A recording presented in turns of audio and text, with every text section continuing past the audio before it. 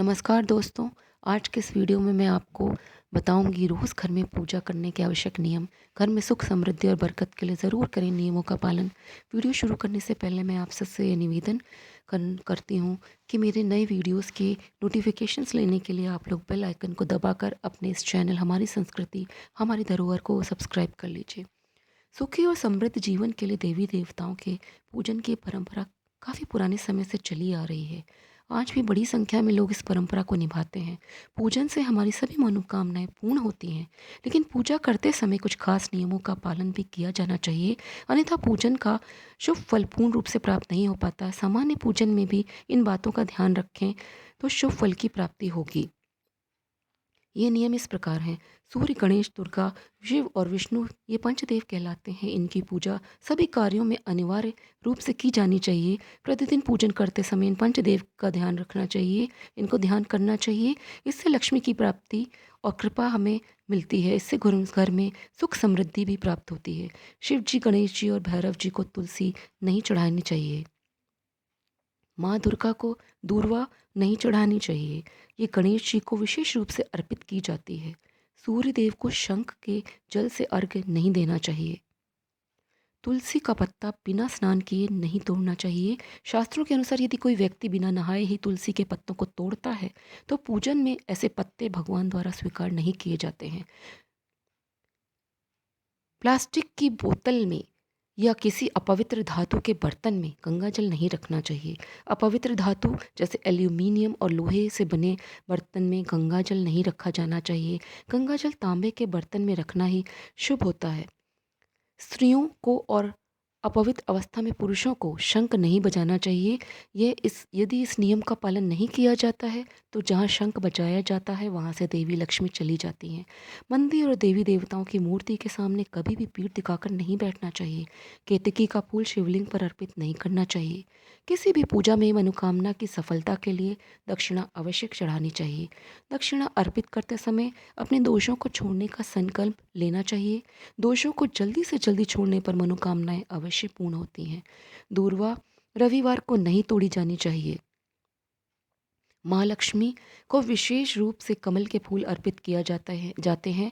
इस फूल को 5 दिनों तक जल छिड़क कर पुनः चढ़ा सकते हैं। शास्त्रों के अनुसार शिव जी को प्रिय बिल्व पत्र 6 माह तक बासी नहीं माने जाते हैं, अतः इन्हें जल छिड़क कर पुनः शिवलिंग पर अर्पित किया जा सकता है। तुलसी के पत्तों को 11 दिनों तक बासी नहीं माना जाता है। इनकी पत्तियों पर हर रोज जल छिड़क कर पुनः भगवान को अर्पित किया जा सकता है।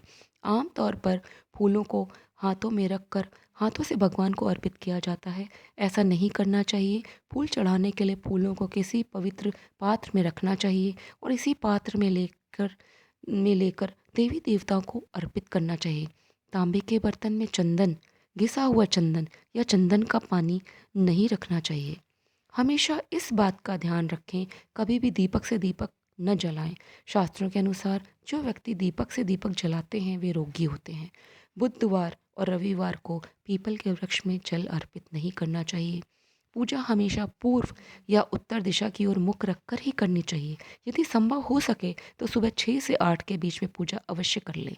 पूजा करते समय आसन के लिए ध्यान रखें कि बैठने का आसन ऊनी होगा या कुश का होगा, तो दोनों ही आसन श्रेष्ठ होते हैं।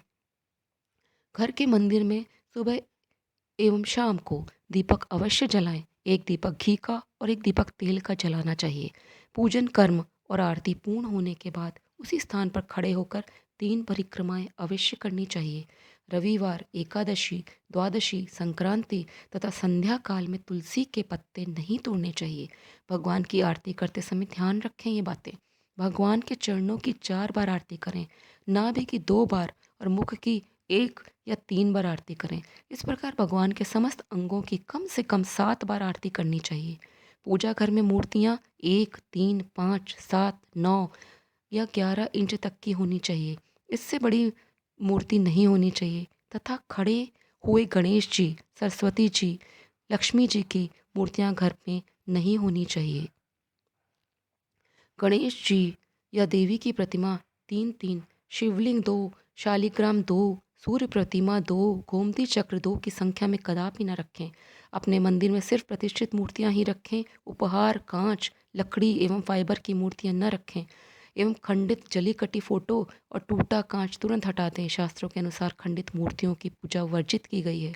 जो भी मूर्ति खंडित हो जाती है उसे पूजा स्थल से हटा देना चाहिए और किसी पवित्र बहती नदी में प्रवाहित कर देना चाहिए।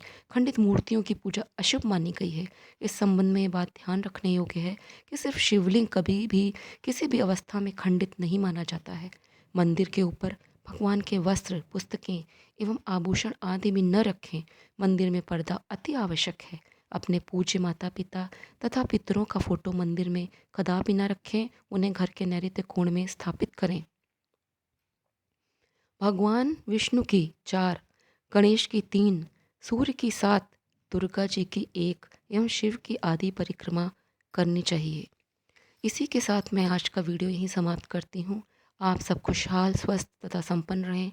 जय श्री राधे, जय श्री कृष्णा।